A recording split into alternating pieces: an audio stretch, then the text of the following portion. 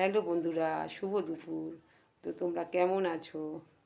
তো দুপুরের আমি খাবার নিয়ে বসে পড়েছি। আজকের আমার দুপুরের খাবারে আছে ভাত, লেবু, মুগের ডাল। তো একটু ঘন ঘনই করেছি মুগের ডাল। আর নিয়েছি পুঁই শাক আলু দিয়ে কুমড়ো দিয়ে তরকারি। তার সঙ্গে নিয়েছি কাঁচা পেঁয়াজ আর লঙ্কা।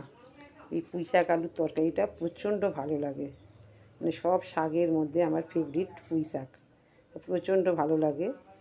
এইটা করার পদ্ধতি আছে। তো এই পুঁই শাকটা একটুকু তোমরা সিদ্ধ করে নেবে, একটু নুন দিয়ে প্রেশারে সিটি মেরে নেবে।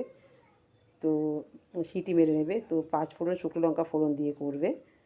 আর একটু পেঁয়াজ ফোড়ন দেবে, রসুন ফোড়ন দেবে। আর তোমার আলু পেঁয়াজটা একটু নেড়ে ছেড়ে পুঁই শাকটা তুলে দেবে, দিয়ে আর মুসুর ডাল একটু ঘন্টাখানেক আগে মুসুর ডালটা তোমরা ভিজিয়ে রাখবে। ওই মুসুর ডালটা ভালো করে ছেঁকে তুলে কষার সময় তোমরা মানে দিয়ে ছড়িয়ে দিয়ে কষবে। হ্যাঁ, তারপর কিছুক্ষণ পরেই দেখবে গ্যাস কমিয়ে করবে।